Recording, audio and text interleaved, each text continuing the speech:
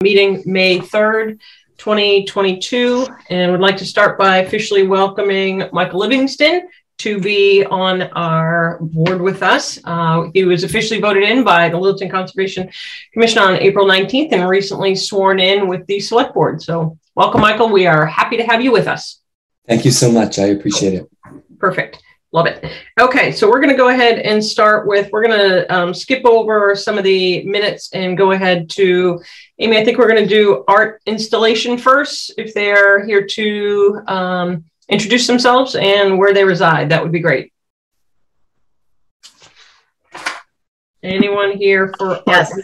Yep. Julie's here and she can take the floor. There you go. I'm Julie Baker. I am a fairly new member of the Littleton Cultural Council. I live at 210 Hartwell Ave. It looks like I'm the only representative of the Cultural Council here tonight. We were expecting another, but that's okay. I wanted to first just thank you for giving us the opportunity to start a discussion about the possibility of bringing some public art components to some of the beautiful properties we have around town. We Here know comes that the artist. Oh, good. Yeah, Bernie is one of our artists that we'd like to consider some of his work. We know so many people in town appreciate these conservation areas, and we thought it could be a nice collaboration if we were thoughtful about how we bring art into some of those locations. So basically, we're here to learn about the process that would be involved to get something like that approved, and more specifically, talking about a possible kinetic art installation at Cloverdale. With the artwork in mind is created by Bernie Zabrowski, who's also a Littleton resident. And he creates outdoor sculptures that we feel would fit the setting. So we did ask him to come so that he would be able to answer specific questions that you might have about the work itself. Super. I'll go ahead and start, Julie, and thank you. We're pleased to kind of work through this partnership together. Quick question. I think you may have already answered this. Are we looking at permanent structures, or are we looking at both temporary and permanent as well? I mean, we'd be happy to learn about like the process involved in either. I mean, right now I think we're thinking temporary, but who knows? Maybe down the road we could have some permanent sculptures in places. We're open to the possibilities for sure. Okay, great. Let's go ahead and open it to the commission members to see if they have questions for Julie or just kind of a thought process with this all. So I would think this would follow our typical land use permit kind of track. If the Cultural Council would propose a couple of sites, perhaps, and then the type of artwork that they'd like to display, they can submit a formal permit request, and then the board can consider it and issue accordingly. Okay. Julie, you used the term, and I think I know what it means. It seems obvious, but you call it a kinetic sculpture. Is that right? Yes. Can you explain what that means, so I'm not making assumptions? I can bring it up on the screen if you want. Sure. Do you have Bernie's website? Yeah. Is that, yeah. So kinetic means there's movement involved, and normally it works with natural elements. So Bernie has a few beautiful sculptures that really just kind of flow in the breeze gently. This is one of them. Oh, wow.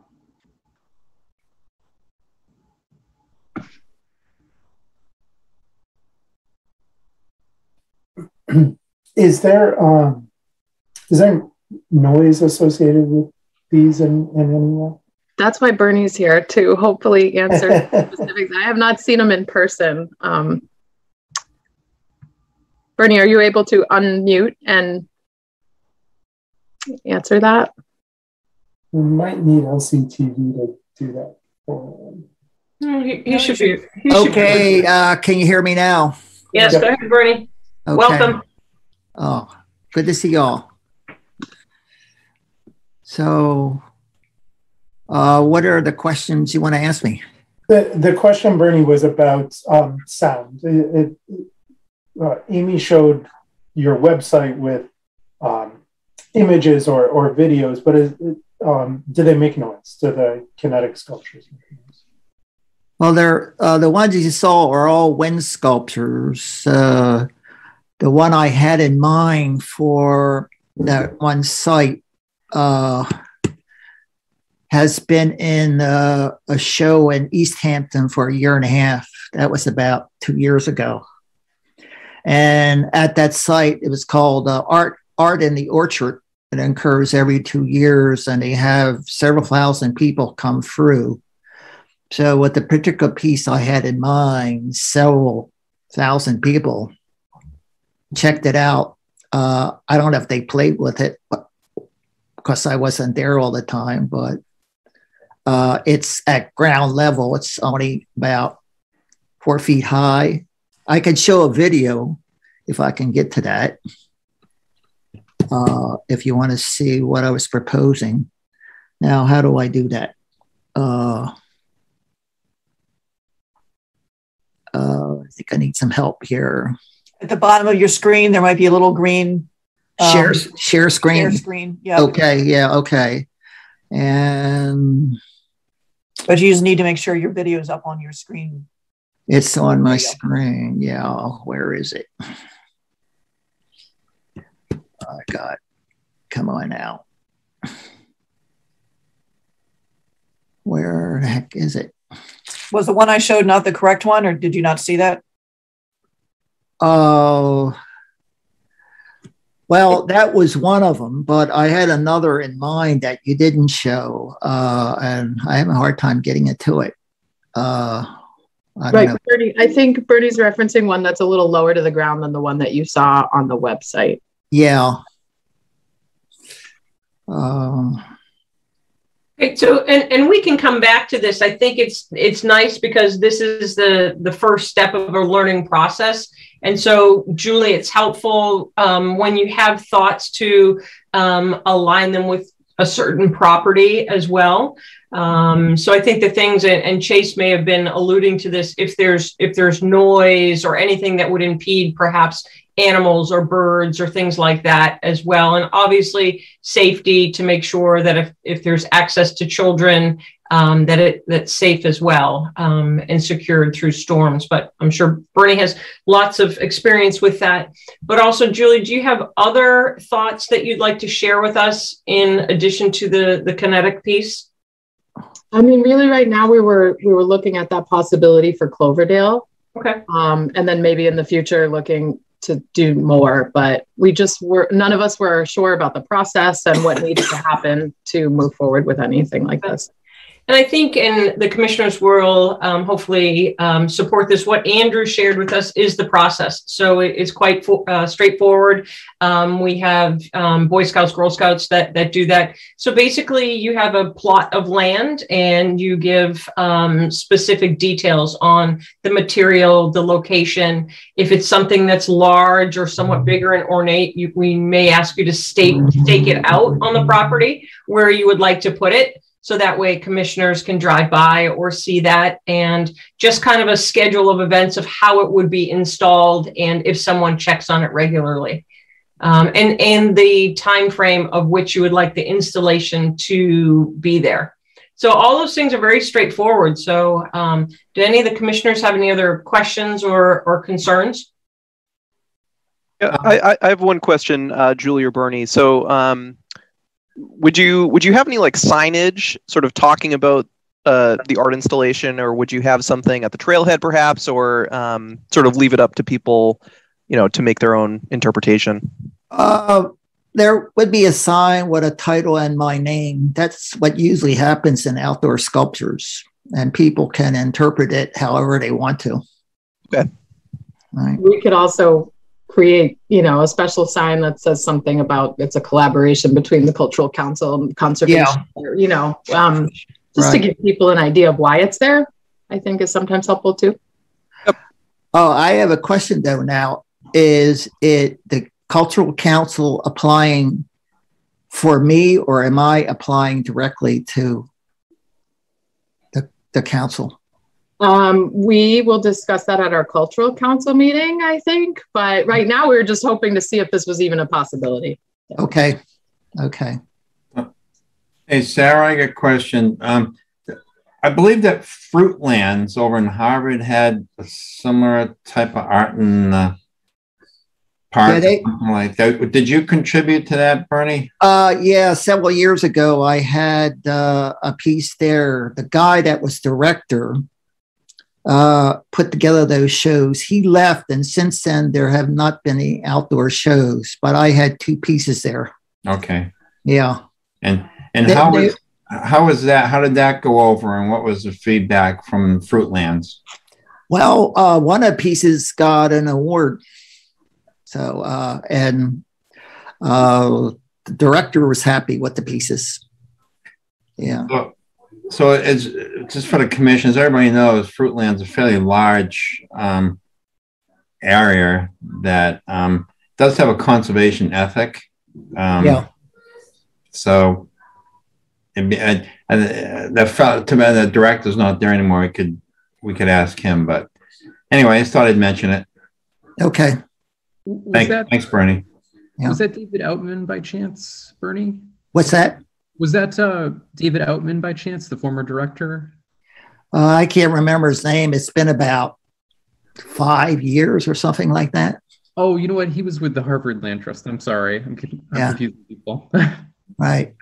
Okay, great. Does anybody else have any other questions for Julie or Bernie at this point? And also, Julie, we're happy to work with you offline through the process as well once you have your next meeting. That sounds great. Thank you for this information. Okay, super. We look forward to working with your committee. Thank you for joining us, Bernie. Wait a minute. I have a question here on a whole different matter. What you guys? There was an article in the Boston Globe last week about municipal power companies, and Littleton did not look too good in that comparison. They were like at 10% using green energy, whereas places like Concord and Belmont were using 50%. Is the Conservation Commission having any conversations with the Littleton Power Company? Or is anyone in town agitating the Littleton Power Company? I'd say, Bernie, that's largely outside of our purview, and in terms of enforcing the Wetlands Protection Act. Although I do know that the Light Department has been pursuing that, but the forum to make those arguments and advocate for change really routes through the Light Department, not the Conservation Commission, even though it seems like the Conservation Commission by name might be more involved in that. We're largely involved in the Wetlands Protection Act. Okay. I appreciate you bringing that to our attention, though, Bernie. All right. Thank you for joining us. All right. Thanks for your time. Yep. Good night. All right. So next, I'd like to go ahead, Amy, if appropriate, to move forward with 100 Great Road. Yep, that sounds good. Okay. Who would like to speak to that? Can you hear me okay, though? This is my first time on Zoom. Yep. Yes, quite well. Thank you. Right.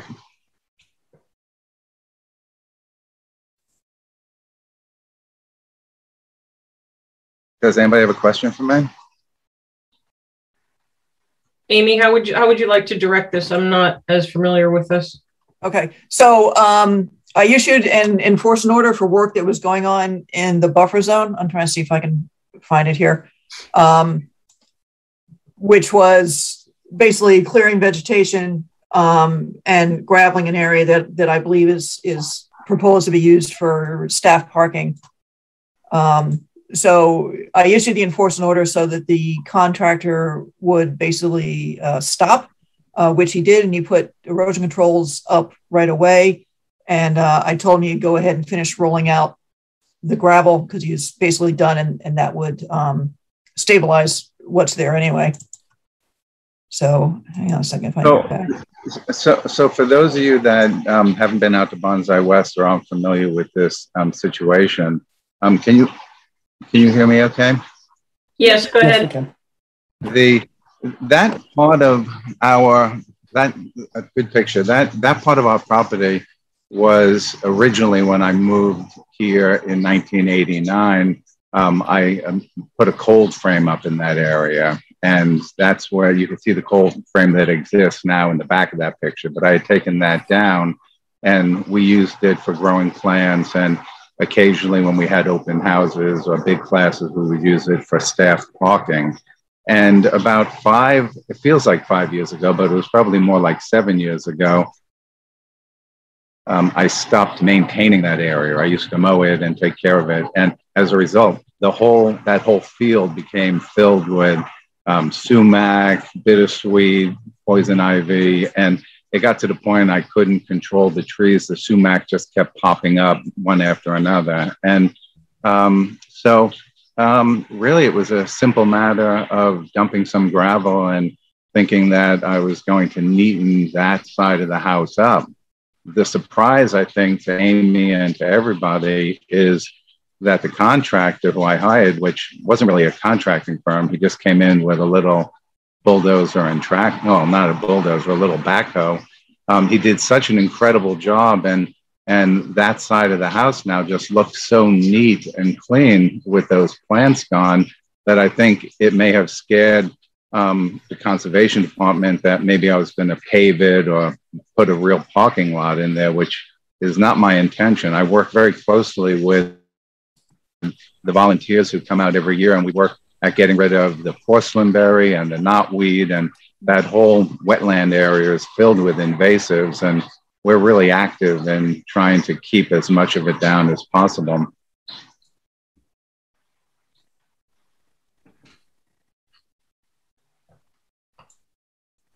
So just generally, there's a stream, probably, I'm not sure if that's it or not, but this woods is largely wetland. So the work is in the buffer zone. And you can see from these historical photos that certainly in the past, it looks like, I'm not sure if that's grass or what it was, but it had been. No, just actually that picture is an old picture that you're looking at. And if you look at a new picture, it almost looks identical. It was always just used for, I used to hand rake that whole area to, try to keep it level. I couldn't afford to bring in, a piece of equipment, but I think Mark did a really good job. And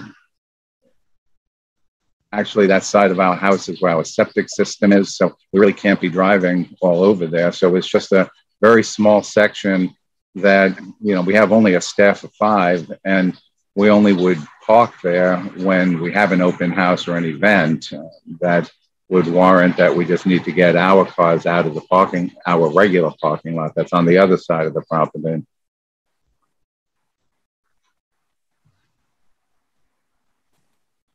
Do any of the commissioners have any questions? How large of an area was the gravel placed in? Like, if I'm looking at the side of the house, approximately how many square feet would you say was leveled off and gravel put on? It's relatively small. It would be that there was an old. So you see where you have where you just had your cursor there. That is the area that we're looking at, but that's a very old picture, and it's a very small part of that front section. It's probably 20 by 20, like, I don't know, maybe 500 square feet we're talking about. This aerial is from 2021. This is the most recent. Yeah, but just one very small, that's where our septic system is as well. It's just one small section that we, had Mark just take out the sumac and replace it with basically a dump truck of gravel. And to be clear, I've done that, I've been bringing gravel onto the property from day one, just to try to, keep as much, of the invasives off the property. We don't use a lot of herbicides.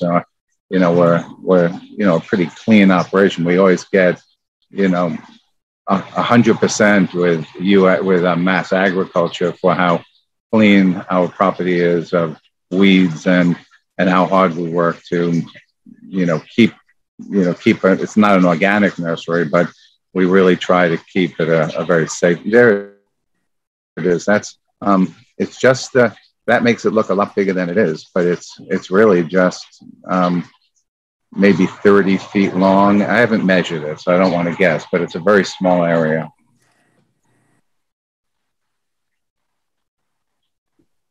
Amy, and you've been out on site recently?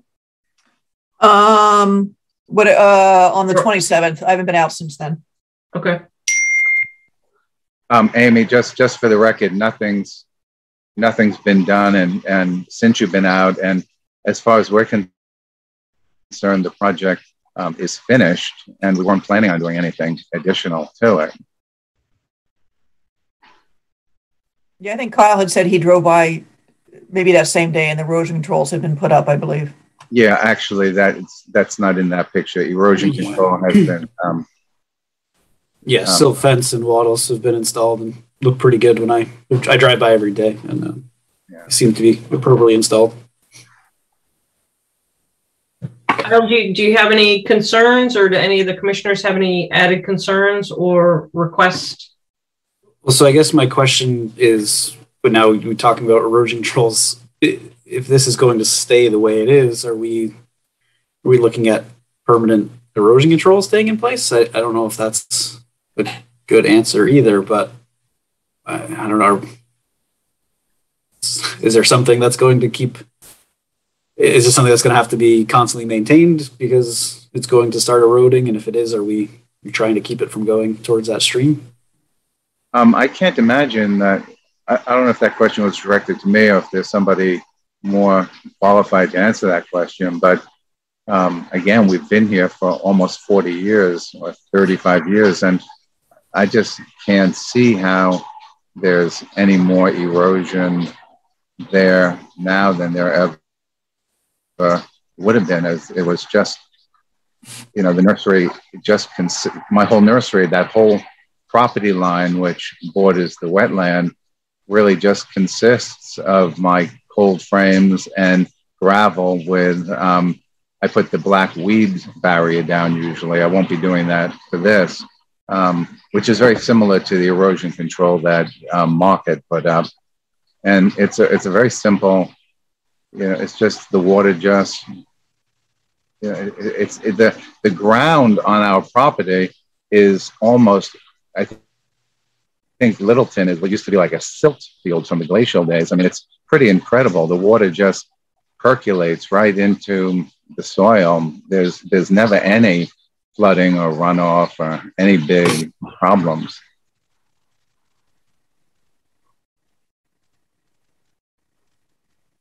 So I have a question. It looks like there's a slope. Was that slope historically there?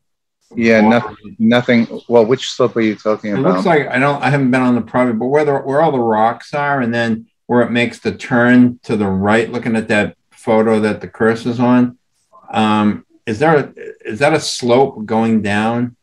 Yeah, that's what you're looking at is the stone wall, and then which is the property boundary, and then if you're looking beyond the stone wall, that's all our neighbors' property, and that's all just regular. That's just the way it is. So that stone wall has always been there? Yes.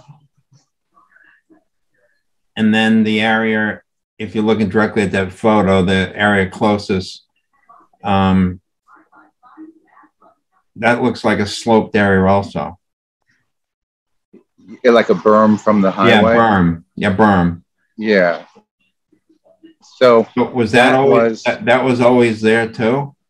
Yeah, so that's a really interesting question. To some degree, if you come out and look at it, you'll see that it's not really a big berm, but it's been there for about 20 years, ever since the people across the way, when they developed the farm that is now the housing development, that's at least 20 years old. When they were clearing that out, they asked me if I wanted any soil. And I just thought, hey, soil's expensive, why not? And they just came and they, put soil from their construction project on the road. But it's actually a very convenient berm that they built, because it keeps the water from the highway from, collecting into the wetlands and onto my property as well. Right. So it's just a very I think you'll find it to be a very inconsequential situation for the wetlands situation. Carl, do you mean a berm formed by the gravel fill? No, outside. This stuff over here? Yes. Okay. Yeah.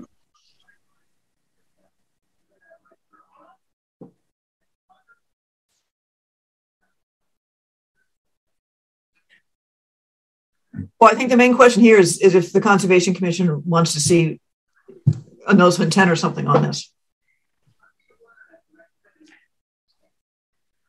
Or if it seems. I guess because basically the work's within the 50. That's the point here, correct? Yeah. Within the 50 or within the 100? I'm not entirely sure. I didn't measure it. There is some skunk cabbage popping up back here, but I didn't actually delineate where the wetland is. I think my question, not a concern, is that this is a pre-existing area that's been in use, and the aerials do show that from a significant period of time. So, well, that was kind of my point with the berm. I was like, well, if this area has been bermed historically and it's already changed, and they have the wetland on the outside of that, is it something that we need to pursue? I mean, I think that, what we've done before is just add boulders so it can denote not to go past that area. I'm tempted to think the same way, Sarah. Well, we got to keep going. What would the commissioners like to do? Could we perhaps request that some boulders get put in place to stabilize the side? And I don't know if I'd require a full notice of intent for it, given that the site has always pretty much been in a similar state. I've been on site a number of times for the mile a minute picks, and there's always been that flat area with a little bit of gravel mixed in, I would say. But I mean, the site, like I said, mile a minute is just nearby, and it's kind of a sensitive area, so I don't know if I really mind having gravel there, but okay. So if someone wants to make a motion or a suggestion. Actually, if I could recommend two things, either if you want to ratify the enforcement order, I need to vote on that. Okay. And then basically continue the enforcement order while the boulders get placed, or however you want to. Okay, that's fine. Do we have someone that would like to go ahead and make a motion to ratify it so we can vote on that? Just real quickly, what boulders are you talking about? It would be adding onto the site to denote a limit of work. So you would define that area. And Amy can meet with you on site, or a commissioner can to go about placement for that. Okay. Do we have a commissioner that would like to go ahead and make a motion?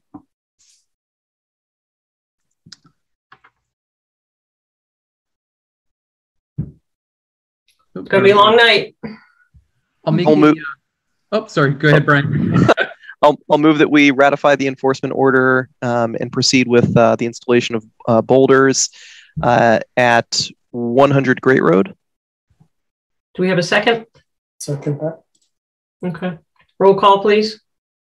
Right. Roll call vote. Brian Crowley, aye. Sarah. Sarah Seward, aye. Jace. Yeah. Michael Livingston, aye. Carl. Tom Melberg, aye. Kyle. Maxwell, aye. Myself, aye. It's unanimous. Okay. Thank you. And then the second part of that would be going forward. If we have a request for the boulders to be installed as well, and that can be kind of a work in progress. Amy, is that sufficient? Yep, that's all I need. Thank you. Okay. All right. Do you need a motion for that, or just that will just be part of discussion? It was part of what Brian said, so I think it's good enough. Okay, great. All right. Thank you for coming in. Okay, we're going to go ahead and carry on with Eagle Scout Project. Tim Sturts, are you here? Yes.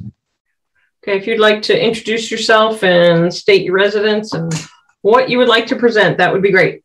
My name is Tim Sturts, 3 Buttonwood Way, Littleton. I'm a life scout for Troop 20 Littleton, and I'm proposing a project at Morrison Trail.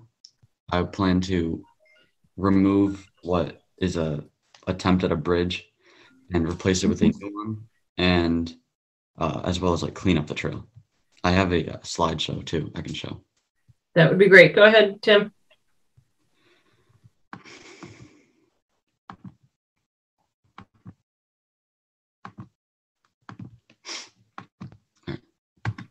So, yeah, as I said, my plan is to repair the trail, clean it up, and build a new bridge. These are some pictures that I took while I was out there a couple weeks ago. The bridge is about 72 feet long, and it's right now it's just wooden planks. This is a plan I was given. I believe it's a bridge that was built on other conservation trails in the town. It's just some piping, some like stringers, and then some decking on top.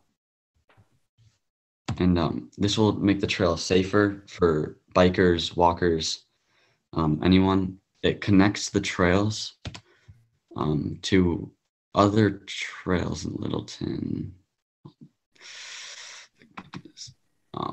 The trail is right here, this trail, and it will connect it to other trails that go up by Shaker Lane and all around the town. So it will make the trails in the town longer, and it will make the trail look better and just make it easier for access for everyone. That's it.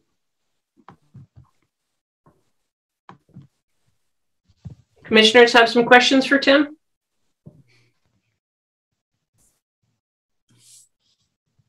Tim, do you have a time frame or duration when you're looking at this? Right now, my time frame is late June. So, like, right, I have it in my workbook as the 11th to the 25th. So about 2 weeks, like 4 days about.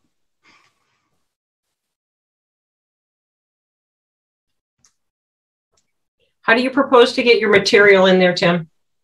So we'd build everything at my house, and I live pretty close to the trail. We'd load it up into like a pickup truck, park it near the trail, and it's like not even a minute to the bridge location. So you have a lot of strong helpers too? Yep. Okay. It's built in like 8 feet sections. So you bring them in and then you put them all together in the trail. Okay. What is I know you showed us a diagram of that, Tim. What is your material, your primary material? It's pressure treated wood, ADS pipe, some like concrete cinder blocks, and like a decking. Okay. Other commissioners have questions for Tim? Will there be any need for long-term upkeep? This bridge should last a long time, but I think the trail should be like regularly maintained, and the bridge should be checked on to make sure nothing's wrong with it. All the materials are pretty durable, so I think it should be able to last a while. Would that Michael's question, would this turn over to like the land stewards to basically maintain for whatever trail this is? Is that?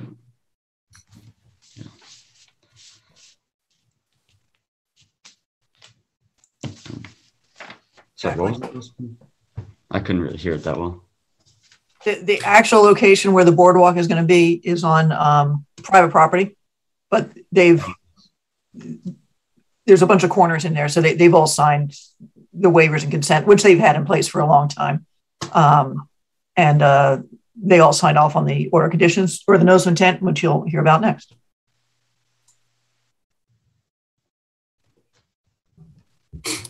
So we would need support for this. Somebody wants to offer that. I think it's a great project.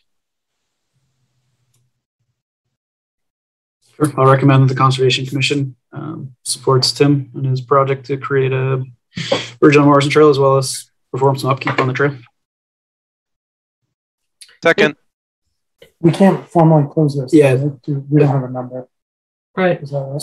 So I think is this two different things? So I don't think we're talking about the notice of intent, right? I think we're just giving Tim support to go forward with this. Yep. Yeah, they got decoupled a little bit, and then the timing ended up we were both here the same night. So. Yeah. Okay. Yep. Yep. No, so I think you have good support, and Tim, I think we would encourage you to keep going forward with that, starting to get your supplies in order.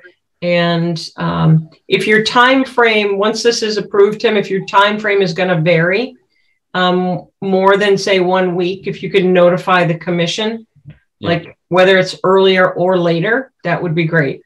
Okay. Okay. Yeah, and I'd love to see a post, some results. Yes, I'm sure you'll be taking some photos of your crew and what everything looks like, the whole process. So that'd be nice to see after the fact if you can come back in. All right. Tim, I have one question for you. So the existing material, how are you proposing to dispose of that? Well, it's just some like wooden planks, so we can just bring that to the dump, I believe. Okay. All right, that would be great. Maybe you can just look into that a little bit as well. Yep. Okay, do the commissioners have any other questions for Tim? I would just double check. There's a lot of names I don't recognize if the public has any comments. Okay.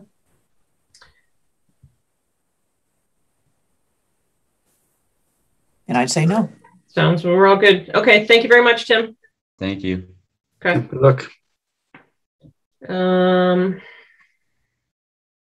Okay, for the interest of other things, we're going to go ahead and leave discussion items and open the public hearing for 260 Foster Street, installation of a new septic system.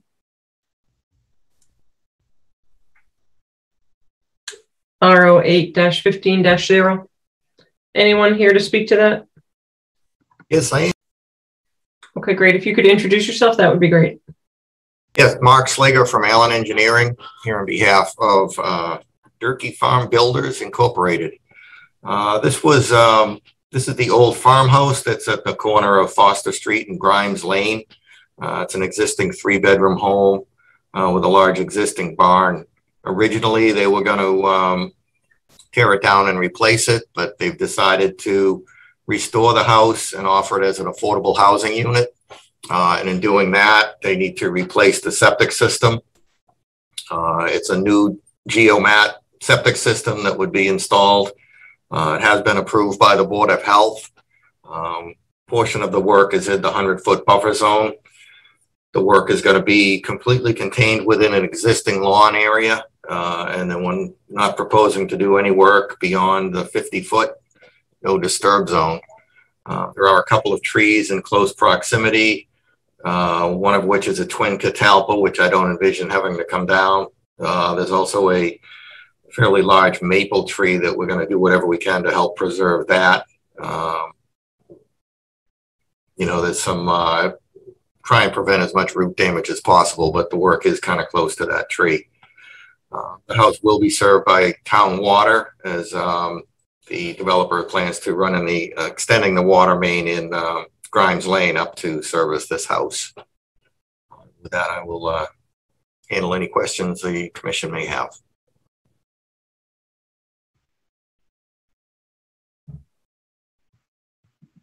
Do you have a plan you want to put up real quick, Mark?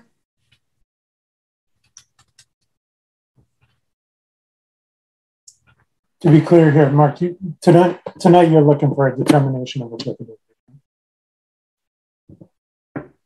And I'll also mention there is an existing order conditions on the property for the demolition of the house, which is not going to happen anymore. They have submitted the request for certificate of compliance, basically for work never done. I just didn't get it quite in time to get on the agenda, so I think we're good to go.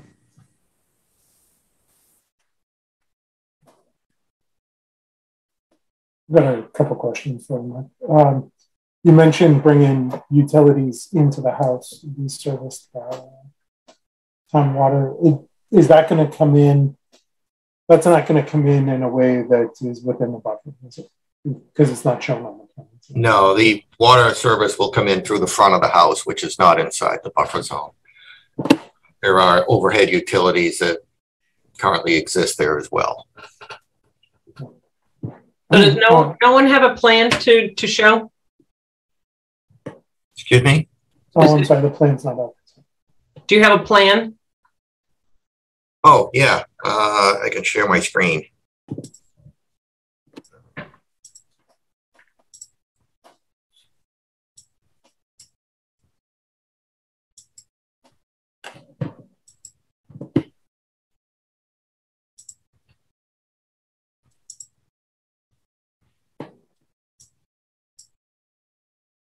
Okay, can everyone see that? Mm-hmm. Okay, so here's the existing house, septic system's going off to the left, water mains out in Grimes Lane, and the service will come in before the hydrant and will come into the front of the house. Mark, where's the existing system, the current system that we're replacing? To be honest, I really don't know. I think I don't even know what kind of system is there now. I don't have the prior Board of Health records. I'm not sure. I know it's very old. It didn't come up in the Board of Health meeting either as to what was really there, but whatever is there, we can follow the pipe once we start work, and then, you know, crush the tank, pump the tank and crush it in place, and whatever's there, we can just, you know, deal with it in accordance with the applicable regs. I see that you're planning on stockpiling in a resource area. Yeah, I put it down. There's an existing stone wall, and we could put some silt fence and silt socks above that. It's a fairly level area behind the house, but it's also all lawn right now. And that would be, it seems to be an easier way to just put it here as opposed to getting it out close to the street, because we still need access from the street into the system. So if we put it here where it's not going to have much of an effect, then we'll still maintain the access into the system that we need. Is the septic system staked presently? The proposed? No, it is not. Okay. Mark, so this is the old farmhouse, right? The yes. Corner? Yeah. Are the wetland flags still marked? I believe they are. Yeah. Okay. My 2 cents here, Sarah, is that I think it needs a notice of its intent, and I guess given where we are in terms of time and the schedule tonight, my personal preference would be to inform the applicant that we want to see a notice of intent and then move on from this discussion, because they're only looking for an idea. I concur. Other commissioners have any advice for the applicant? I would agree that it's probably a positive determination. Okay. Okay. So then once it's staked and we're ready, we would do a site visit, and I'm not so keen on just for what it's worth, the stockpiling area. Okay. All right. And to be clear, for the purpose of the applicant here, I want to know where the existing tank is. I'm not inclined to approve something for all we know that tank is out within the 50 footer or something like that. I mean, that would be unlikely, but really like to know what the full scope of it looks like. Well, and it has to be decommissioned and taken care of anyways. So, okay. So I agree. Okay. We're going to go ahead and move on. Thank you for joining us. So do you want a site walk, or wait for the notice of intent to come in? We'll wait for the notice of intent. Good. Do we need a formal vote for the positive determination in terms of paperwork trail, or? The applicant can either withdraw the RDA, or you guys can vote for a positive RDA requiring a notice of intent. I think either way is fine. What would you like to do, Mark? Well, since the commission wants a notice of intent, I might as well withdraw this request. Okay, thank you. Okay, so it is 8:15. We're going to move on to public hearing for 8:15. Notice of intent, 22 Woodland Drive, Mass DEP, undetermined at this point, U17-230-0, redevelopment of a single family home and associated utilities and access. Is anyone here to speak to 22 Woodland? Yeah. Okay, great. If you could introduce yourself and give us your residence, that would be great. My name is Nick Pauling. I'm with Goldsmith Preston Ringwell, representing the applicant, Sean Keenan, who is also in attendance tonight. Okay. Do you have something on your computer that you would like to share with us? Sure, I can. Thank you. Feel free.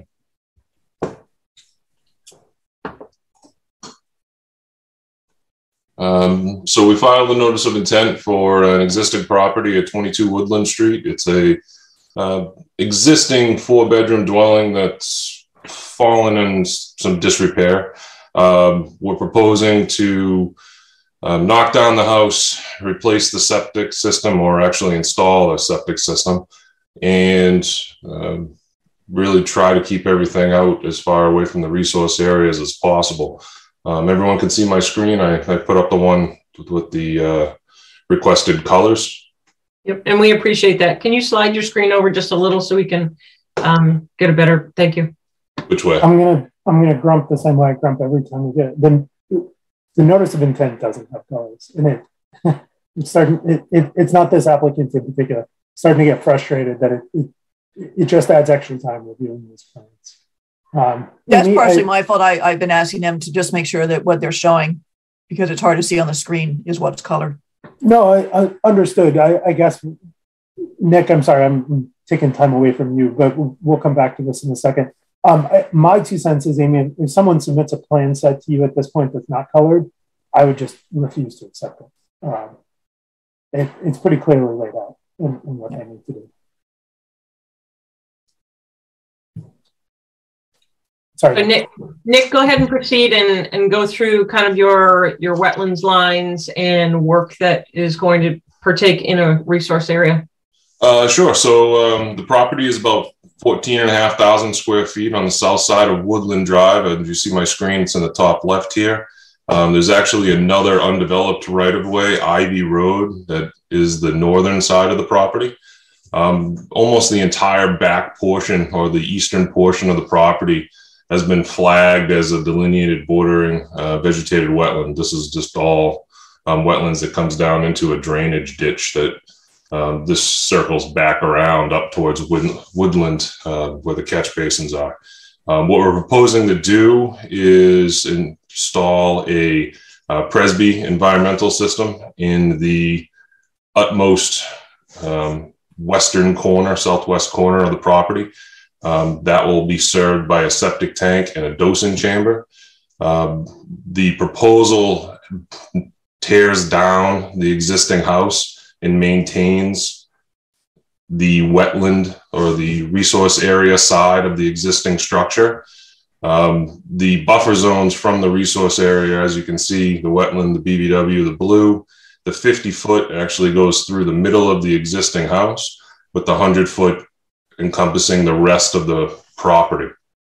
The septic system that we're proposing, we've submitted the septic plan as the plan for the notice of intent.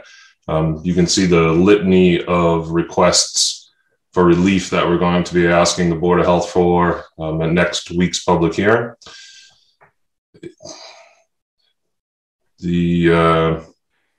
What we're proposing is 2 encroachments closer to from the existing house. One is a deck or a pen.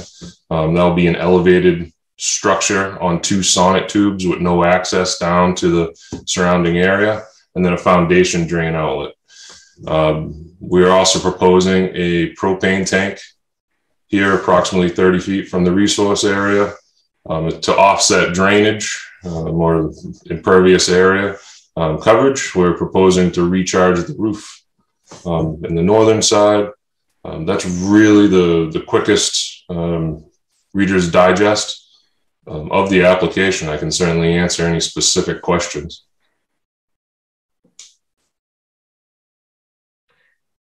So commissioners, this is a nice time to comment with items that are within the 50s specifically as well for Nick, such as the porch, if you want to give him guidance.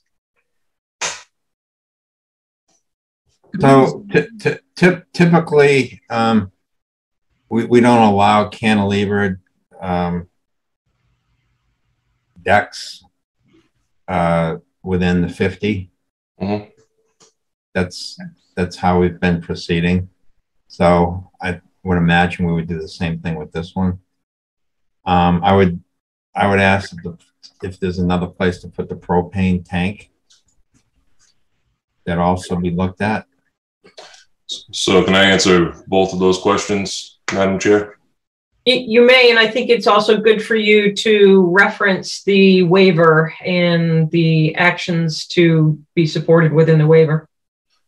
So we are asking for the structure within the 50 foot, just the reconstruction and the addition. The deck is not cantilevered. It's only limited access from the first floor. It will include 2 sonotubes. These are these 2 circles here. As far as the propane location, there is no other location to place it on the property to comply with setbacks from structures or property lines. Also, just to point out, what you'll notice is the existing limit of vegetation, screen line here. We're trying to establish and recreate a more uniform edge of vegetation. So we're actually proposing to remove grass and put a restoration seed mix, approximately 1,600 square feet, which is this blob coming up here. So what you're looking at especially in the 50-foot buffer zone is you're looking at an increase of impervious surface, including that deck, of 520 square feet. But you're looking at an increase in buffer zone by about 760. So that's why we feel that the restoration offsets the impacts of the impervious or the deck. Help me out with the math here, Nick. How are you suggesting that there's now an additional 700 feet of buffer zone, 700 square feet of buffer zone? I'm sorry, you're breaking up. Did I understand you correctly that you're suggesting there's now, if this plan went forward, there'd be an additional 700 square feet of buffer zone? No, what I'm proposing, part of the proposal right with my hand on the screen, this area is currently grass or degraded buffer zone area that we're proposing on restoring to a buffer zone vegetative mix.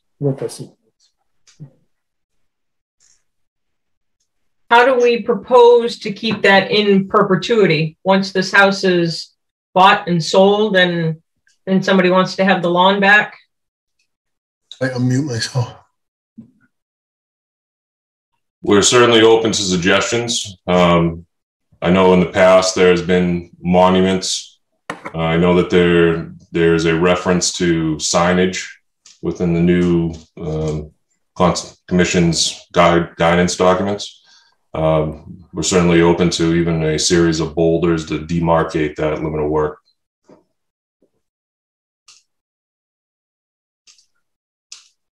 What's the pleasure of the commission? Would you like to have them entertain that back to you? Would you like to do a site walk? I'd really like to see a site walk. Sorry, Chase, we can't hear you. I'm sorry, I don't know why I'm breaking up. I'd really like a site walk. Yeah. Okay. I second that. Okay. Let's go ahead and when would we like to do that? This week, next week? What would we like to do? And is there anything in particular you would want staked ahead of time? The house is there presently, correct? Correct. Okay. Commissioners, what would you like? The area of the approximate area of the tank and deck? Yeah, I'd like to see the septic tanks in back as well. So edge of grading, what would you like, Chase? I'm just as happy with the corners of the chambers or something like that. Just simply something to reference off of this. I don't care if it's the toe slope, if it's the edge of the chamber. It doesn't really matter. You say chambers. When you say chambers, you're talking about the leaching area or the tanks? The tanks, please. Can anyone hear me? Component closest to the resource. Yep. Yes, go ahead. Hi, this is Sean Keenan. I hope you can hear me. I just got my internet up in New Hampshire running today. One thing I can put your mind at ease is there is gas presently to the house, so the propane tank can completely go away. I talked with the gas company and they can reinstate the gas. So we can eliminate the propane tank. We don't need to put that anywhere in there. Okay. Thank you for sharing that, Sean. Yeah. When, Nick, do you think that you would have the deck staked out and the staking that Chase had requested? Pretty short order. We'd just pull off the existing house. Okay. Commissioners, when would you like to do a site walk? Throw out a date and time. Thursday at 5:15. Does that give you enough time, Nick? I won't be able to make that if you care. I can make that. I have a meeting all day until 5 that day. So I may be putting the stakes in the ground as you come around the corner. Let's go ahead, commissioners, because you're giving short order. Let's go ahead and move that out. Is anyone in residence at the location now in the house? Nope, it's empty. Okay. I can meet you guys there anytime as well. Or Sean, what I'm proposing where it's empty, if the stakes are there, commissioners could go at their leisure to do that, unless commissioners, you want a guided tour. You might be better off trying to set something up. I'd love to meet you guys there because there's a lot of grass and stuff there. I know the map, the plan in front of you shows like all kinds of wetlands, but literally there's 30, 40 feet of grass on the side of the house. Okay, cool. All right, let's pick a different day then, not Thursday. Commissioners, throw something else out. Can we top it next week too, or weekend? I'm available Saturday morning. I don't know if others are, but maybe I can do early Saturday. That would work for me. I won't be around, but that's fine. Okay. Are any other commissioners available early Saturday morning? Yep. I can do early Saturday also. Okay, Michael. I'm not available, Sarah. Yep, I'm not either. Neither am I. I could do Monday midday again, though. Monday around noon if we want to do a second walk for those who can't make Saturday. Or those who can't make Saturday, we could go out on our own. Yeah. Yep. That's fine with me. Okay. How early can we do it Saturday? Whenever you'd like. Chase? You tell me. I need to do it early, so. 8 a.m. Yeah, sounds good. All right. I might not be able to make it. I need to do it early, but that's fine. I can go on Monday. Oh, when you said early, you weren't kidding. No, I'm not kidding. It's all relative. Daylight's burning. I got a 4-year-old. I'll be up at 4:30. So what time? About 7. Yeah, I mean, I'm good with 7 if you can make that. So. Yep, perfect. Where would you like us to park? There's a couple of spots in the driveway, and there's plenty of parking right in front of Ivy Road. Okay, great. So 22 Woodland, Saturday, 7 a.m. If something comes up, just connect with Amy, or Amy can share with you our contact. I won't. I'll be out of town. How many commission members will be here Saturday? 3. I can make it. 4. So 4. Yeah. And then the second walk would be? I say, Amy, do you have availability to do a Monday midday one again? If we just did Monday noon, it works for me. Actually, I think I can make that work too. And it sounds like Brian could. So maybe Amy, a little bit later on, if you want to just share with Nick emails or cell phones for a couple of us in case something comes up Saturday morning. So should we set something for Monday at noon? Carl, can you do Monday at noon?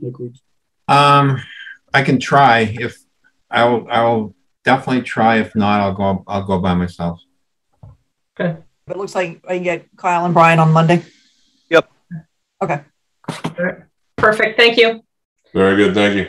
Thank you very much. Okay, Amy, it's my knowledge that the 8:30, the notice of intent has postponed for 331 Goldsmiths. Correct. Okay, so what we're going to do now is, if we can, let's jump back to our administrative discussions. Madam Chair, excuse me. Yep. I apologize. We continuing this to the next hearing as well? Yes. Yep. And the next meeting is May 17th. Thank you very much. Enjoy the rest of your evening. Thank you. Have a good night. So let's come back. I'd like to go back and do minutes. We have 2 to go through. The first is shorter meeting, which was April 19th.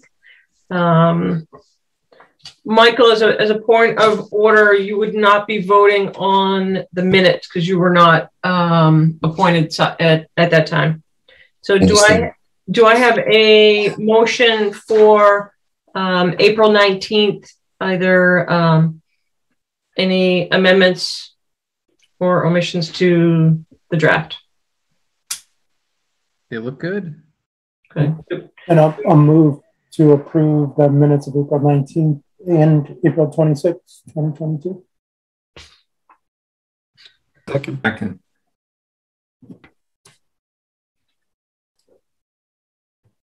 Okay. Andrew, you want to do roll call? All right, roll call votes. Chase. Chase Carver. Kyle. Kyle Maxfield, aye. Carl. Carl Melberg, aye. Brian. Ryan Crowley, aye. Michael. Oh, Michael, you're going to abstain. All right. Sarah. Yes. Sarah Seward, aye. And myself, aye. It's unanimous.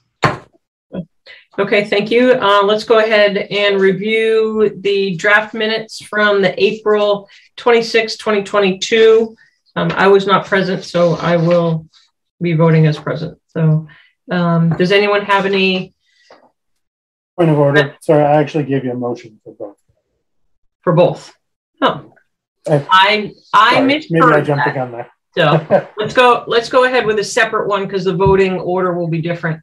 So we accept your motion for the 26th. Do we have a second? Second. Okay. All right. Andrew? Roll call vote. Kyle. Kyle Maxfield, aye. Chase. Chase Carver. Michael, also abstaining for this one? Yes. Also abstain. Okay. Carl. Carl Melberg, aye. Brian. Ryan Crowley, aye. Sarah. Sarah Seward, present. And myself, Abstain. aye. Okay, so we've got 2 abstentions and 5 affirmatives. Wow, 7 people. It's awesome. All right, so that vote carries. Okay, let's jump back. So we've done Cooper Farm, other updates, administrative actions. Amy, anything new? We didn't do Cooper Farm. Oh, right. Okay, let's go back. So let's go back to administrative discussion for Cooper Farm enforcement order. Amy shared with us the enforcement order, and back notes. We will see that was issued. A point of reference. We can. Amy, do you want to call that up, or do you want me to just read through section C that were found in the affirmative? Why don't you go ahead and do that while I try to find it here? Okay. So there were 3 boxes that were ticked. Property owner, his agent, permittees, and others shall immediately cease and desist from the activity affecting the buffer zone and or resource area. The next is that, yes, the resource area alterations resulting from said activity shall be corrected and the resource areas returned to their original condition. And yes, a restoration plan shall be filed with the issuing authority on or before May 17th. So we do not have a representative here tonight. I thank the people that went out on the site walk. I've been out on different days to see what's going on out there as well. Amy, I'll let you go ahead and go through narrative, and if the commission members can just go through for the point of order for Zoom and to memorialize our conversation, what they saw. So kind of quickly, site walk starting at least actually back in December also, but in February, and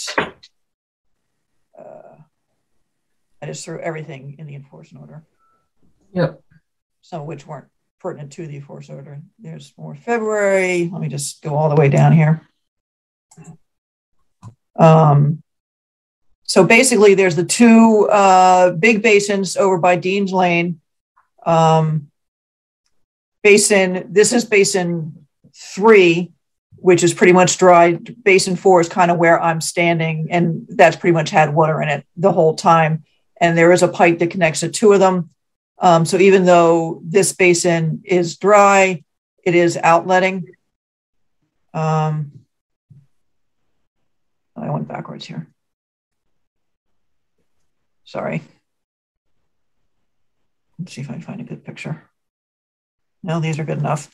It's outletting where there had been a breach before, so it's that same general area for people who might remember that.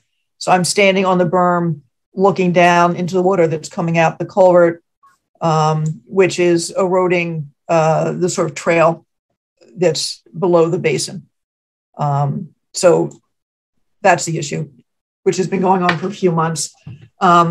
Basically, and I've been talking to Matt Field, and I sent him copies of all these field reports, and they basically just been saying, well, when it's dry enough, we'll go in and fix the basins, and that'll be done.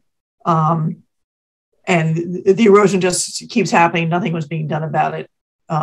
So it seemed after the site walk, it was probably worth time to issue enforcement order, which I know Chase and Kyle, I can't remember who all was out there, might want to chime in on also. Also, as a point of order, no certificate of compliance was ever issued on this basin. Yeah, it's still an open order conditions.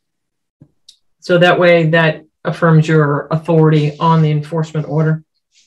I mean, what it looked like in the field was that, I don't know if it was designed this way and it's just not functioning very well, or if it was designed differently and installed incorrectly, but the invert on the pipe on the discharge appears to be set at the wrong elevation.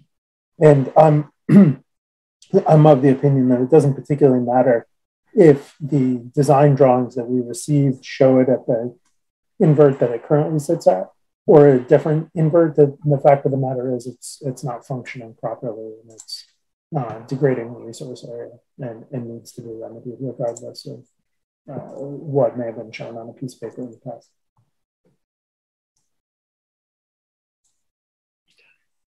Other commissioners that have comments, opinions, or visual comments from the site? Yeah. So I agree with Chase. This the basin isn't using the outlet that it should be using to discharge flow from the basin, is what it looked like. There's a protrusion into the manhole structure of the actual outlet that's allowing water into the structure and then discharging out where Amy had those pictures. So it's just creating a stream that comes from basin 4 that was behind Amy through the pipe and then directly to the structure. Yeah, right along Amy's cursor, and leaving the entire rest of the basin dry. You know, the basin, if that's the way it's designed to function, then there'd be no reason for the rest of that basin. There's no time that basin would fill up the way that outlet is installed, right? That the drain manhole in the corner. Yeah, I am certainly not an engineer, but it looks like there's an invert of 267 for the 5-inch, which I think is what we're seeing. Okay, yep. But the invert of this is 263. Mm-hmm. Great. Can you go back up to that other one, Amy? Can you just scroll up on the plan a little bit? So I'm just looking at what the other invert, what all those other elevations are. Yeah, no, that makes sense. So yeah, I'm not sure what's happening in there. It doesn't seem right, and I've explained to the fields that besides having to stabilize what's happening outside of the basin, even just general getting the certificate of compliance, we would need an engineer to certify that these are functioning as they're supposed to function. Not just cleaning them out, certifying that they're functioning. I think it's unfortunate because this is an area that's been degraded more than once. And so we have to, not we, but they need to figure out how we're going to bring this back to some normalcy in that area and remedy it. And in my opinion, it's not just remedy the discharge, but remedy the effects of the ongoing discharge and the associated erosion and so on outside of the basins. Amy, wasn't the initial reaction of the developer that this had been transferred to the town and it was no longer their problem? Yes, I've certainly gotten that one. Because the town has accepted the road. This is under the order conditions for the subdivision road and all the utilities. But I explained to him that despite that, they still have an open order conditions on this, where they need to provide the as-bills and show that it is functioning. So they're responsible, correct? Yes, they said that Phil Pittarino built it, so we should be talking to Phil. And I said, the order conditions is in your name, so I'm talking to you. Yeah, and if they want to pass that liability, can pass that liability on to somebody else, good on them. But if they currently have the order conditions, I'm of the opinion that they get the enforcement of everything. Right.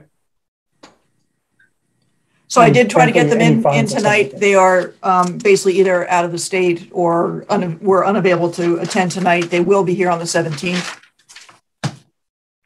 I think the challenge is what's happening since this has been enforced, and what's happening every day. We're degrading things more every day as there's no stabilization and no method. So on the 17th, they can come up with a wondrous plan, but we still need to figure out how to, whether it's discharging from one pond into the other or how not to have it release. That's an easy fix. They can put a plug into that manhole structure. It's a 5-inch plug. You go in, it takes 3 minutes to whatever, plug it in. And then the basin will work. The fix is trivial. Yeah. Fix what happened downstream, but it stops it from getting worse. Yeah, so I mean that's the long-term remedy. But it shouldn't be that hard. Right, and certainly with more precipitation, this is only going to get worse. What would the commission like to do? So there needs to be some type of further enforcement or fine. Yeah, at the least, I need a vote to ratify or not ratify the enforcement orders at the least. So. Yeah, so let's start with that. So the movement would be to ratify. Sure. Move to ratify the enforcement order for Cooper Farm and State. Okay. Do we have a second? Yeah, second. Okay, thank you. So I'm concerned with all the rain we've been having and the discharge. I'm really worried about the discharge. Right. So let's take a vote first. So we have a first and second on the floor. So Andrew? Roll call vote. Okay, Carl. Carl Melberg, aye. Chase. Brian. Brian Crowley, aye. Kyle. Kyle Maxfield, aye. Michael. Michael Livingston, aye. Sarah. Sarah Seward, aye. And myself, aye. It's unanimous. Okay, thank you. So let's come back to what we would like to do going forward. I am not aware of what the DEP daily fine is, but we can certainly talk about that. And that can be assessed starting today.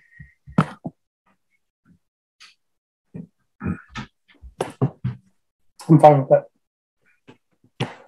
What would be the condition to get the fine lifted? A motion for Amy to investigate the process to get the fine started as of today. I'll talk to town council and just confirm. Oh, I meant, here's what I'm asking. Are we levying a fine until they remedy the discharge? Or are we levying a fine on a daily basis until they repair the area impacted by the discharge?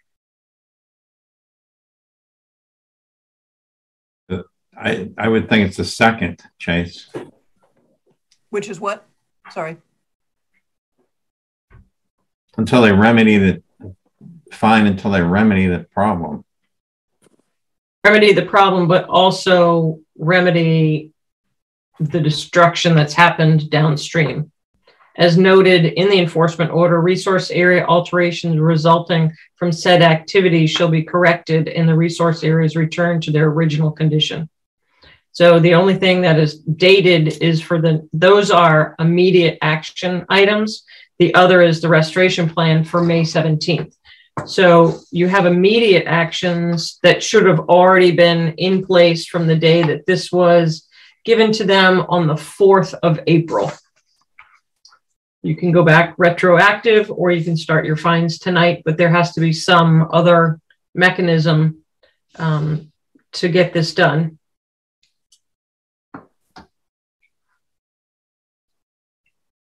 I don't believe that it's in our jurisdiction to have someone else go in and put the plug in, but something needs to be done. Commissioners have any thoughts or comments? So as we are now, Amy will speak with town council. I think I would ask that an email be generated to them straight off in the morning. Perhaps offering the displeasure of the commission that no one was here and no one's doing nothing since April 4th. Yeah, it seems like it hasn't got their attention, so I don't know what the answer is. We can't let the discharge continue, especially with more rain coming tomorrow.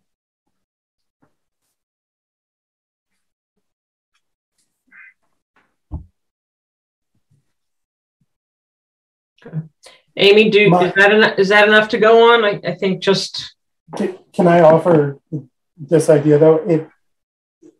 If we're going to levy a fine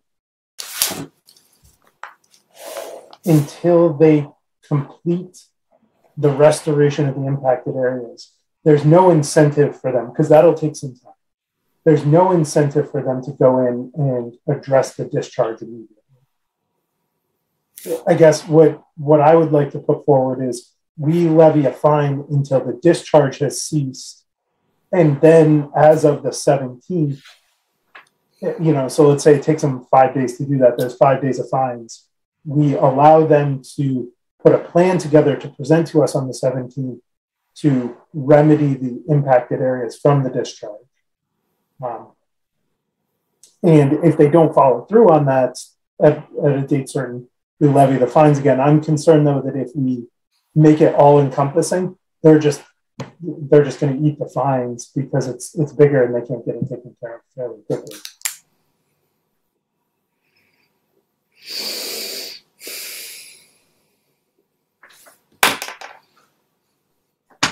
Commissioners, what would you like to? And the enforcement order did say the restoration plan wasn't due until the 17th. Right, but there's 3 aspects of that. Right. So that is just one of the 3 under section C in the order. So you can go back retroactively too if nothing's being done. So, okay, so I'm not going to get brokenhearted about. I don't know if we're going to get a lot of action out of them without fines, and we may find ourselves here in the position of levying fines retroactively on the 17th with what I put forward. Given these particular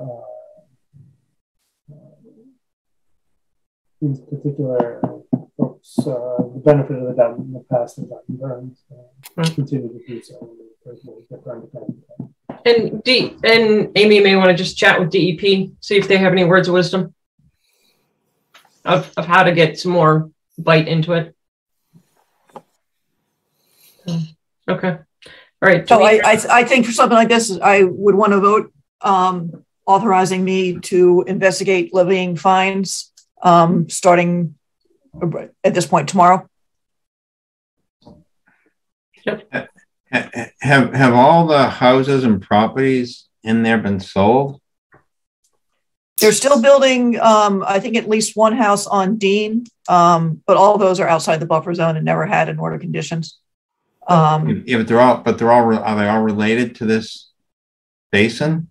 They discharged to it. So why can't we just hold up? I mean, the Chase is trying to figure out a way to get their attention. Why don't we just hold up on them selling any more houses or property until this is remedied. That would get their attention. You can certainly limit the flow that's going into this basin if there's other means to turn it off or divert it somewhere else. It's a good point. Yeah, I'm not sure where they are in the building. I believe they have all their building permits, and they must have maybe at least one or two outstanding certificates of occupancy. You'd have to make sure. I have not been involved in those because they're outside the 100-foot buffer zone. The only thing that will get their attention is him in a pocketbook, and it's. Well, I think it's also if that particular house is contributing to this particular drainage basin. So that would be the means if that house is already turned onto it to hold that up. So let's come back to Amy's request for authorization to speak to council and other beings. So can we have a motion for that to allow her to do so? Move for the Conservation Commission to authorize and Green to levy fines associated with the Cooper Farm enforcement order and to engage town council to determine the appropriate and applicable fine. Do we have a second? Second. Okay. All right. Roll call vote. Chase. Chase Fairbank, aye. Michael. Michael Livingston, aye. Carl. Kyle Melberg, aye. Brian. Ryan Crowley, aye. Kyle. Kyle Maxfield, aye. Sarah. Sarah Seward, aye. Myself, aye. It's unanimous. Okay. Let's jump to the 8:45 continued public hearing request for amended order of conditions 9 Air Road, DEP 204-898. Yep, sorry. They asked for continuance while Green finishes up their peer review. Okay. So to be noted, that will be continued to the 17th, hopefully. Yes. Okay. The 8:46, which is also continued public hearing, notice of intent, 93 Mattawanakie, 59 Mattawanakie, 49 Mattawanakie, and 1 Chipmunk. Amy, I think you mentioned, so we were on hold for the DEP number, which did miraculously come in today? Yep, an hour or two ago. Okay. Do we have anyone that is on to speak with the installation of the benthic mats for aquatic plant control? Hi, this is Dave Barr. I'm a member of Friends of Forge Pond, which is the representative for this notice of intent. I'm also one of the applicants. Also here tonight is Steve Haddon, who is one of the applicants, as is Phil Souza and Susan Paul Souza, who is an applicant. And also is Michael Livingston, who happens to be an applicant. Yeah, I was going to say, as a point of order, Mr. Livingston should say that he's recusing himself since he's an applicant. I do recuse myself from this. Thank you. So at the last meeting, we had provided a list of the specific procedures that we were planning to use at each of the sites. And there was some discussion, and I think at the end things weren't able to proceed any further because we didn't have a number, and now we do, and I don't know whether there's more discussion or what the next steps are. I think, Amy, you had shared with us what the town of Westford had put forth in terms of their order of conditions as well for the project, which was quite well done. Do we want to have any comments on that? Are we going to try and mirror in cohesion with Westford as well? I would tend to think that if I can steal as much as I can from Westford without reinventing the wheel, that's fine with me. It's not all of it is pertinent because they're using a slightly different. They're not using any of the biodegradables. Is that right? Over in Westford, yeah. Right. So there's a slight difference in there, but and Dave, would you act as the site manager? Sure. That's referenced in there. Dave, may I ask, have you had a chance to review the order of conditions for Westford that were Yes. proposed? I'm not sure if they've already been approved or what their path has been. They've been approved. They've been distributed to us. I'm in the process of getting them registered at the North Middlesex Registry of Deeds. We've reviewed them. We have no issues with those. Okay. So I've reviewed them in detail and would offer some modifications to what Westfield has put forward. Okay. Let's go ahead and do that now, Chase. Okay. The first thing that I'd like to do is, I wish these were numbered, but they have a finding that the drawdown of the lake level has only been moderately successful. Essentially, physical removal of plants. There's a bunch of language there that I don't think is supported by the application. I don't think it just needs to be there. That's all. I simply don't want to opine on whether or not the drawdown of the lake has been effective. That hasn't been put forward in one way or another. Next point that I wanted to make is I really want to see a condition in here, particularly because we have biodegradable mats. Notwithstanding, Dave, I know you and I have different opinions about how well they're going to stand up, but I do want to see a condition in here that says if those degrade and end up anywhere other than where they're installed, that the applicants are taking responsibility to retrieve those immediately. The scraps and material. Sure. The next piece that And just to be clear, obviously we don't have experience with that, but all of the reading and the people we've talked to that have experience with that haven't indicated any issues. So as you said last time, this will be a test. Yep, absolutely. I very much want to be wrong. Yeah. Happy to be wrong. Next point is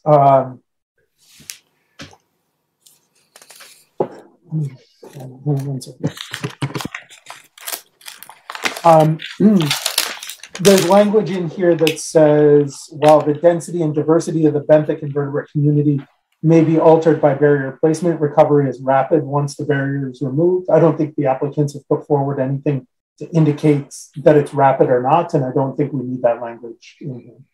I just don't want to opine on it without a basis. I was also not going to use the language right above that about there being no significant shellfish resources for the same reason. Number 4. I don't know what significant means. Again, I don't think it's pertinent to the application. If we want to say that there are no threatened and endangered shellfish resources, I think that's a factual statement and perfectly reasonable. And then the fifth thing that I'd like to put forward, if the commission is comfortable with it, is that if the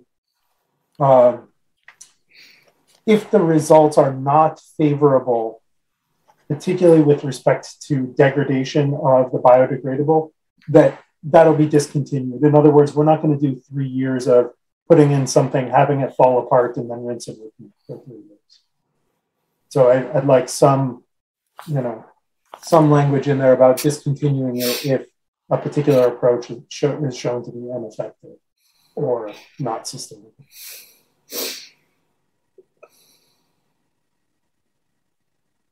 As a point of order, can someone walk me through the monitoring steps that are going to be taken on this project?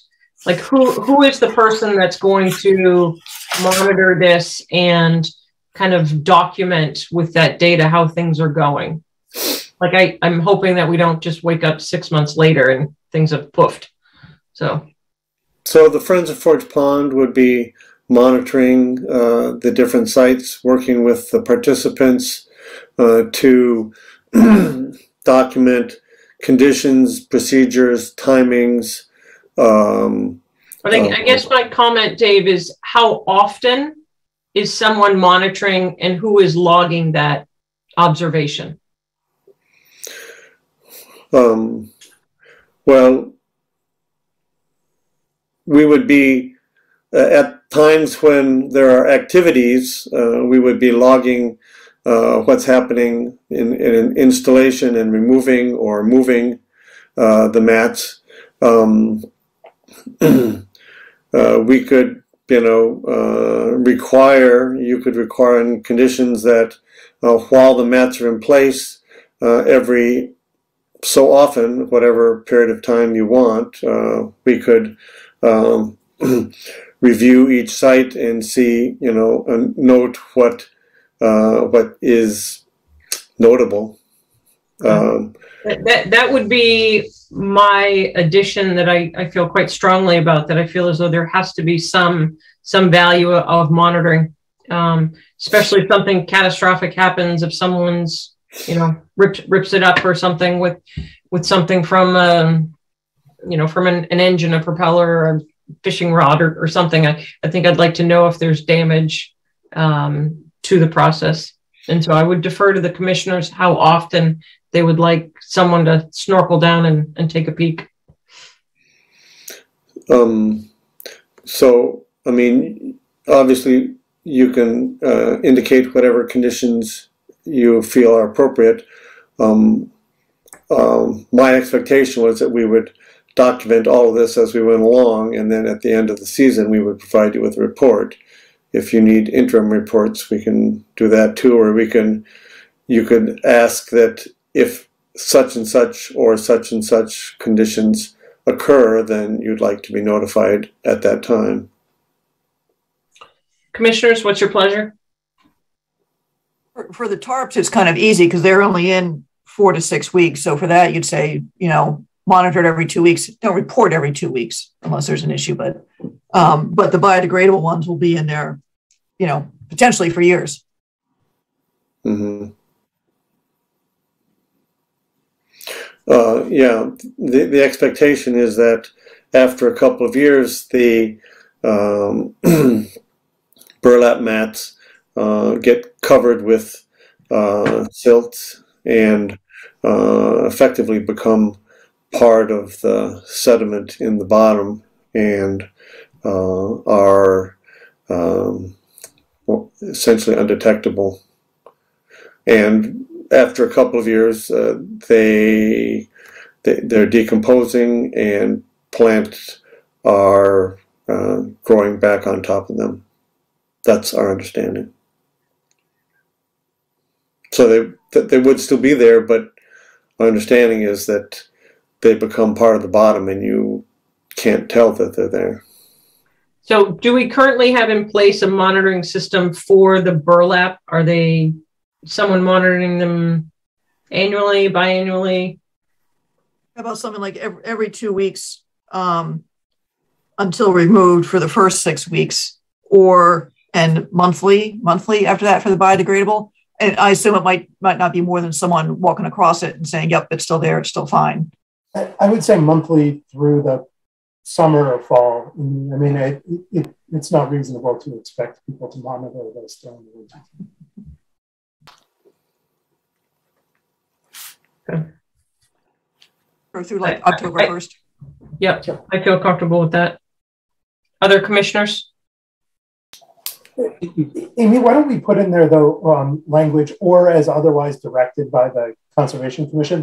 Let's say, the first year, it turns out there's not really value in monitoring at that frequency. Fine. Yep. Cool. Then we modify it. Right. That's a great suggestion. It gives her opportunity. Okay.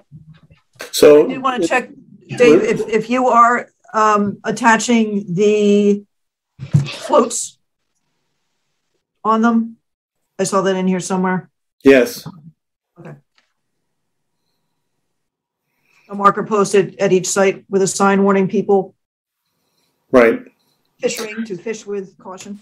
Yeah, I mean, I would say that once the burlap barriers become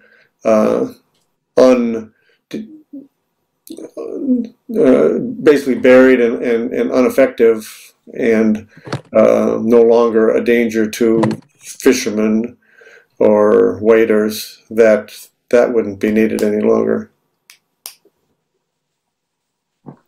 So just to be clear, Chase and Amy, did you say monthly through summer and fall? Yeah, I think Amy or Sarah suggested through October 1st. Okay. I don't want anybody to get hypothermia. So, like June through October? Well, from installation until October 1st? Sure, but what about next spring? I think that goes with the, or as otherwise directed. So Okay. there'll be a kind of a major report next fall. We'll see you in the fall and go from there, I guess. Right. Okay. Well, as I say, as otherwise as directed, potentially. Okay. Yeah, the first year set up, and then we'll see if we need to change that for the second and or third. Okay. Right. I do have one other question. I know, Dave, you and your fellow applicants had come up with precise deployments at each property. The language in the Westford order of conditions has some general language in it. Amy, do we want to keep that general language? Do we want to reference the applicant's more specific deployments? I don't love the general language because it's inconsistent with what we've agreed to with the applicants, but I think everybody's on the same page, so I'm not too worried about it.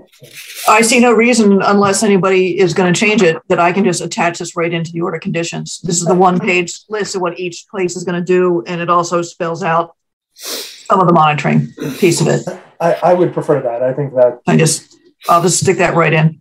So yeah, Westford incorporated a number of documents into their order of conditions, including the notice of intent, not the notice of intent, but our project description and our some of the Massachusetts reports, the lake management and the eutrophication guide.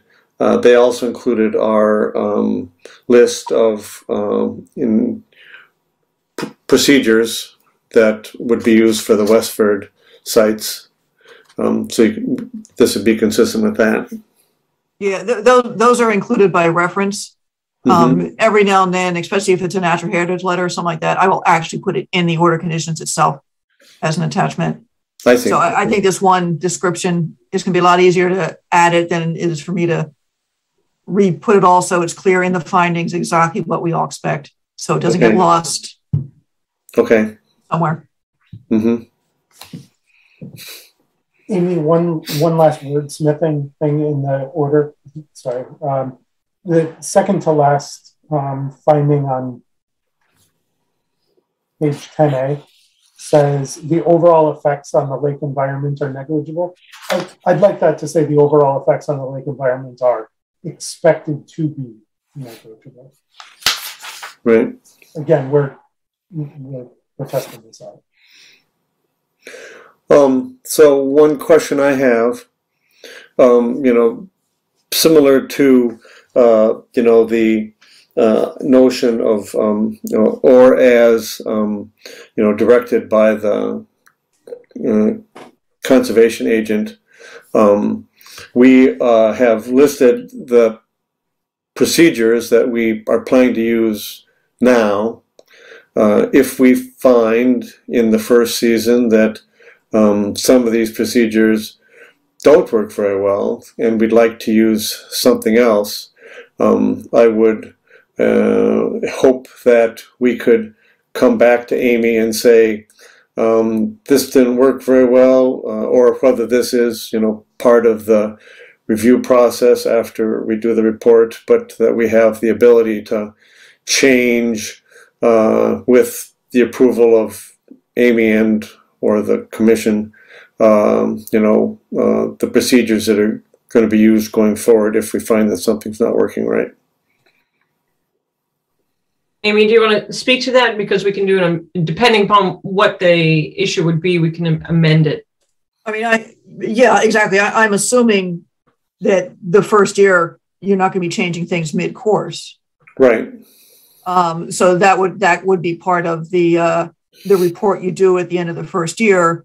Problems encountered, lessons learned, what adjustments you may or not want to make, so the commission can do an amendment at that point.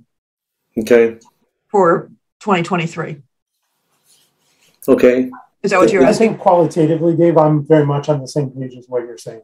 Let's not keep doing things that don't make sense. Yeah. Okay. Would that be something that Amy would coordinate with us, or we'd need to? I guess. Yeah, I think what we would ask is for you as a group to come in and just do a discussion to see where we would go from there. So we would, because this is new territory. I think at some point, after that first year, we'll just read the report, see how that goes. And we also, because it's a learning experience for us, we probably welcome you all to come back in and just let us know what some of those lessons learned are. Right. Amy, a question for you. With your order of conditions, do you want the commissioners to see it again? Would we like to close this evening, issue the order of conditions, give a few extra days to kind of wordsmith that? What's the pleasure? It's up to you guys. I am going to wordsmith what Westford did a lot, just kind of formatting, so it looks like our other order of conditions. But this looks on basis. Can I add one to the findings then? Sorry. Yeah, please. The last findings, and I think this is just relative because we're talking needing these things in place. I'm not comfortable with all of the wording on the weights that they have listed there. So I don't know how we want to. I mean, we're not leaving metal blocks and PVC pipe or PVP pipes. So we're not putting. I'm not comfortable seeing steel reinforcing bars on a list where these things are supposed to become part of the lake bottom. That's what I was getting at earlier, Kyle, and about just referencing what the applicants had said that they're specifically they're going to use rather than the laundry list. Okay. So I think it would be best that we'll approve it, take a couple days. Amy, if you want to generate that document around to us, specifically Chase, Kyle, take a peek at those where you've had so much input into them, just to make sure we're good with that. Sound like a plan? Can I just ask whether any of the other applicants have any other comments or concerns about what was discussed? Certainly, thank you. I think I'm okay with everything. I wonder if one of us has an underwater camera for documenting. Oh, Michael does. Outstanding. So, mask and flippers, whatever you say, every 2 weeks, every month. I don't know. When it gets to be October, it's going to be kind of cold. I don't have a I think in this particular case, an underwater camera will work better in the Bahamas than it does in Lake Mattawanakee. You can see about this far. We'll test that out too. We'll let you all play with that. So, let's carry on. Do we have a motion to close and issue order of conditions? And Amy, I don't have that new number. 204 962. 962. Do you have it handy, Dave? 0962. Okay. So referencing 204-0962, do we have a motion? I move to close the public hearing and issue an order of conditions associated with Mass DEP file number 204-0962. And a waiver. Okay, I was going to ask. I couldn't remember if there was discussion on that. Yeah, and issue local wetlands bylaw. Okay. Do we have a second? Second.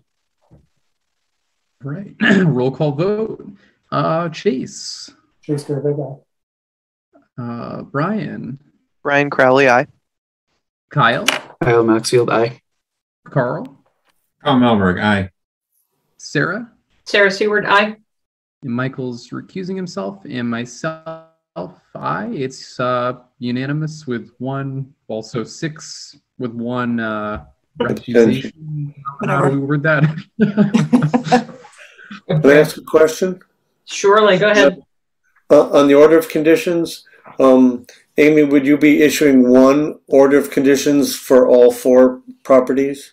listing them. One order of conditions that would need to be recorded on each of the 4 properties. Okay, right. So when I talked to the North Middlesex registry, they said if it's written as one order of conditions with 4 properties listed, they would treat it as one transaction and one fee. So hopefully the South Middlesex will feel the same way. We'll see. Good luck. Yeah, I know. Okay. All right, thank you very much. We appreciate it. Good luck. Thank you guys for investing. Okay. So now we're going to open up the 847 continued public hearing, notice of intent, 67 Foster Street, with no given DEP number, replacement of a failed septic system. That is now, I just read, is going to be continued to the next meeting. Yep. Correct. Okay. Let's scoot back and just go back through, because we jumped around a little bit to accommodate the beginning of the meeting. We've done our approval of minutes. And I think, was there anything else that we would like to add to administrative actions or updates? Oh, you haven't done the 745 notice of intent yet. For the Morrison Boardwalk. That really got confused with the Eagle Scout being in here. Yes, right, it did. because there's no DEP number. It came in yesterday. Oh, I thought we were done with it because we didn't have the number. No, it came in with no comments.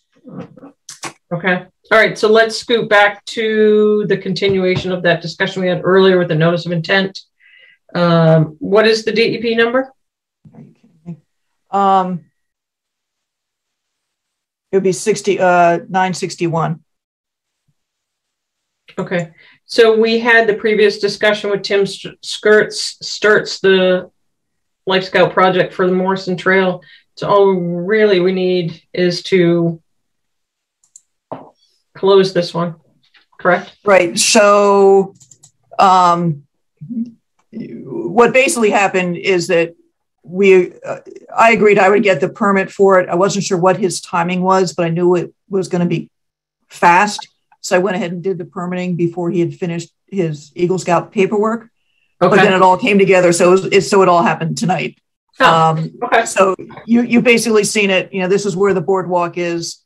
Yep. These are the planks. It's going to be the same construction that you've been seeing in Town Forest and every place else.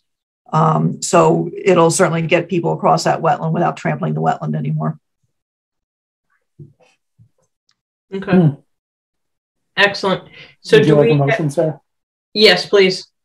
A move to close a public hearing, issue an order of conditions and a waiver associated with Mass DEP file number 2040961. Second. All right, roll call vote. Kyle. Kyle Maxfield, aye. Michael. Michael Livingston, aye. Chase. Brian. Brian Crowley, aye.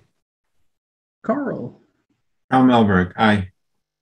Sarah. Sarah Seward, aye. And myself, aye. It's unanimous. Okay, just a couple reminders. So, Amy, if you have a chance just to send out maybe Thursday the reminder for Saturday 7 a.m. and then your Monday. If anyone has not gone to Cooper or wishes to go again, I think it's valuable anytime you have enforcement orders to go ahead and walk that path, walk that trail, take pictures. And Michael, since you've never been there, I'm more than happy to meet you and give you a tour out there. Yeah, that would be awesome.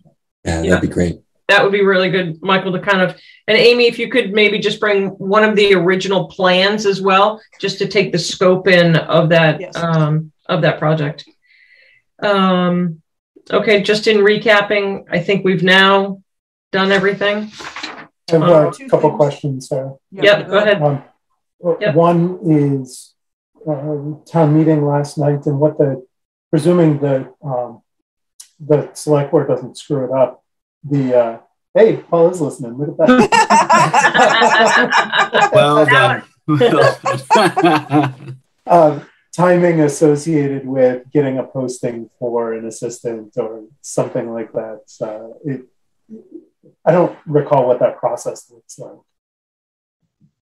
Well, my observation is now that we have a full-time HR department, it takes full time to get it done. I don't know why it seems to be a little slower. So I would stay on it. We have the staffing in place theoretically to move these things along quicker, and we've obviously been anticipating it.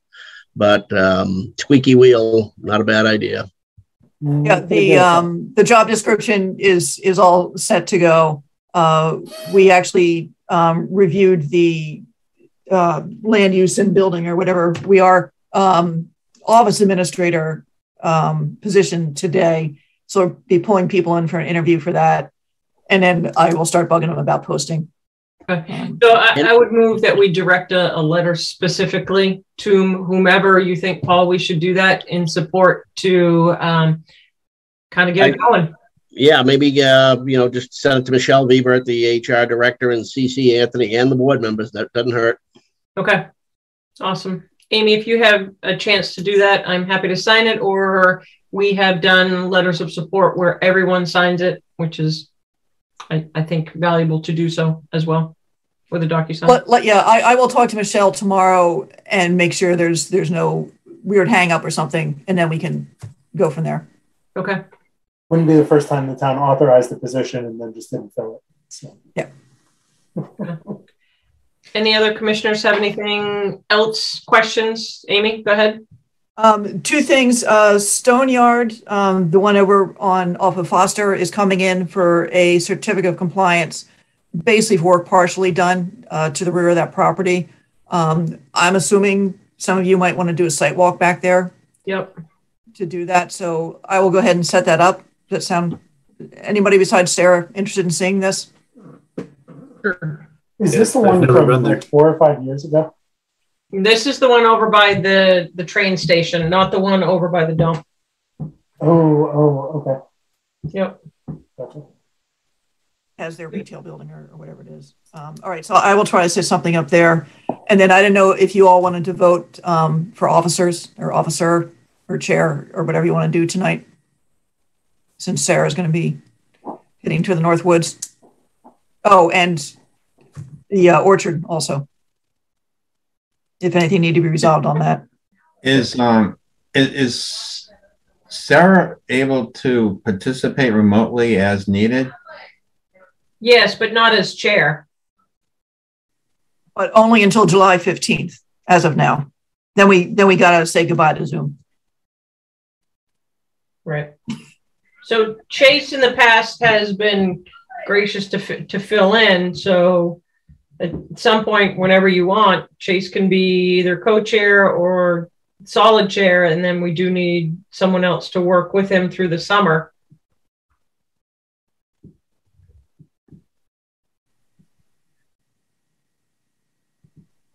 Don't all jump. So we would need someone, Chase, if you're still willing to be able to co-chair during the summer. I'm happy to do that. And just assume leave your name on the things if you get sued over instead of me. No, I was thinking someone in lieu of me. So you would have someone be your co-chair. See, I saw myself as being the co-chair and you can be the named person. And whatever. Well, you guys could be co-chairs, and if Chase isn't there, we just figure out if maybe Mr. Clerk Samarco takes over for that evening or something. Okay. Yeah, and I'm cool with that as long as you have an understanding of how that can happen. And, Carl knows the procedures as well. So however you want to do it, but you can think about it. We can talk it again on the 19th, 17th as well.